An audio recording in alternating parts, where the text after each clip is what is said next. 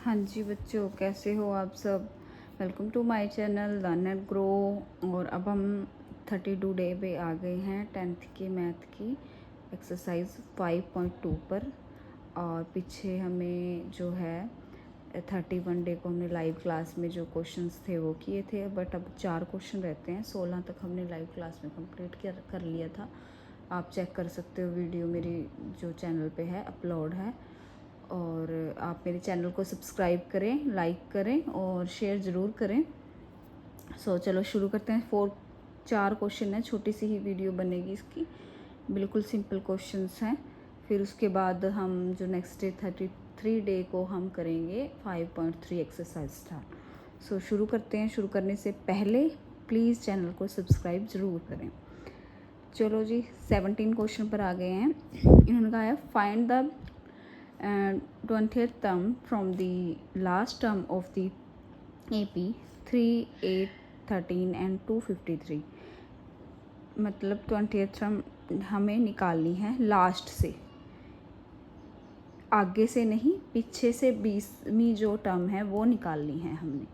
और AP हमें ये दिया, तो फर्स्ट टर्म हमारे पास 3 है, कॉमन डिफरेंस 8 - 3 5, लास्ट टर्म 253। देखो, जब अगर आप आगे से निकालते हैं तो हमारे पास फॉर्मूला आपको पता है, हम लिखते क्या हैं।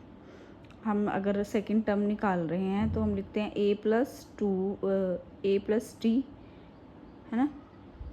और अगर थर्ड निकालते हैं तो हम लिखते हैं A+2D। बट इसमें जो है हम करेंगे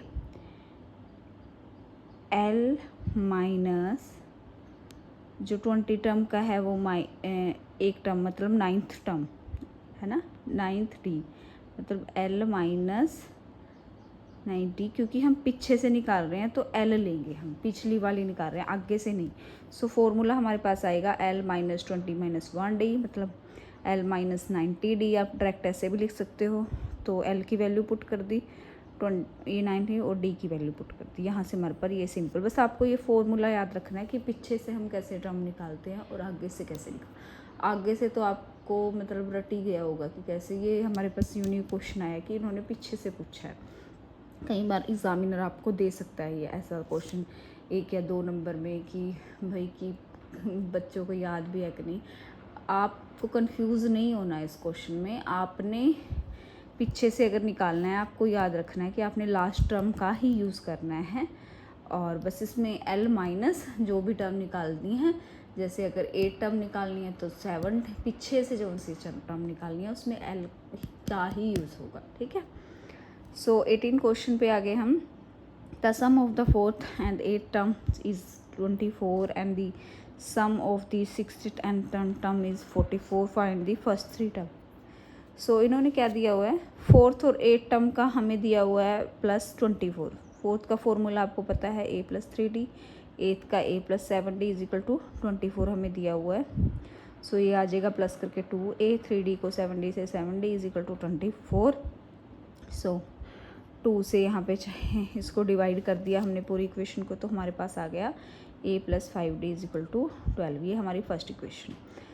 सेकंड कंडीशन इन्होंने दी है 6 और 10 टर्म का जो है वो 44 प्लस, मतलब सम दिया हुआ है। 6 का हमारे पास जो है क्या फॉर्मूला है, A+5D प्लस A+9D = 44।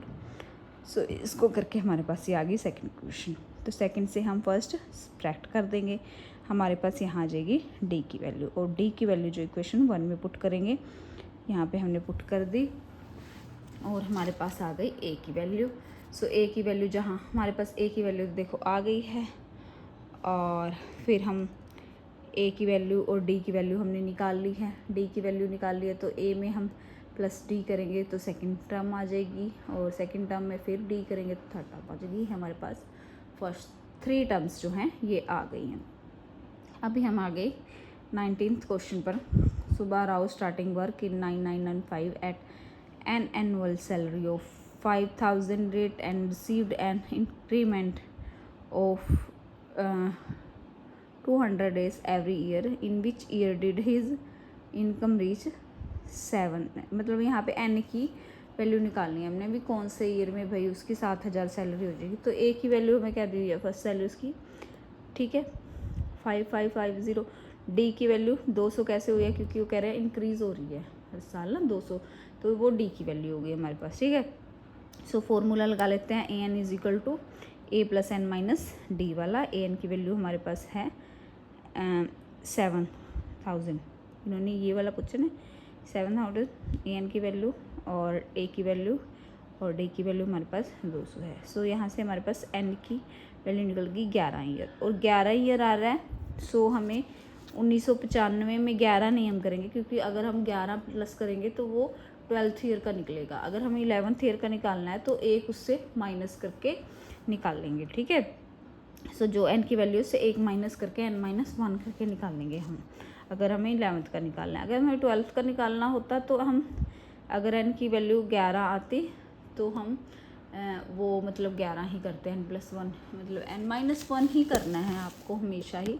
अगर आपको मतलब उससे एक कम ही करना है उस ईयर से, 11th की निकालनी है तो प्लस में n-1 करके ही निकालेंगे, ठीक है, जो भी n की वैल्यू आएगी। सो अब आगे हम इस पे प्लस करके 2005 आ गए, ठीक है। अभी लास्ट क्वेश्चन है इसका जो एक्सरसाइज का, इस पे आगे Ramkali saved 5 rates in the first week and increased her weekly saving by 1.75 in the nth week, her saving become 20 n। इसमें डायरेक्ट उन्होंने पूछ लिया कि n को फाइंड करना है। a की वैल्यू 5 दी है, इंक्रीज़ हो रही है 1.75, सो d की वैल्यू हमारे पास ये आ गई, और ये है a n। तो a n की is equal to a plus n-1 और d, a की वैल्यू पुट कर दी, d की वैल्यू, यहाँ से हमारे पास n की वैल्यू आ गई, मतलब 10th वीक में ये हो रहा है। ये हमारा जो है एक्सरसाइज 5.2 जो है कंप्लीट हो गई है। कल जो हम हैं 33 डे पे हम 5.3 एक्सरसाइज जो है वो शुरू करेंगे, और तब तक आप इन जो 5.2 तक शुरू से लेके फर्स्ट चैप्टर से लेके 5.2 एक्सरसाइज तक अगर आपको कुछ नहीं समझ आ रहा तो प्लीज़ मुझे कमेंट करके आप ज़रूर पूछें, मैं उसको दोबारा सॉल्व करूँगी, मैं दोबारा उसको अलग तरीके से आपको बताने की कोशिश करूँगी। तक के लिए मेरे चैनल को लाइक करें, सब्सक्राइब करें, शेयर करें। Thank you so much.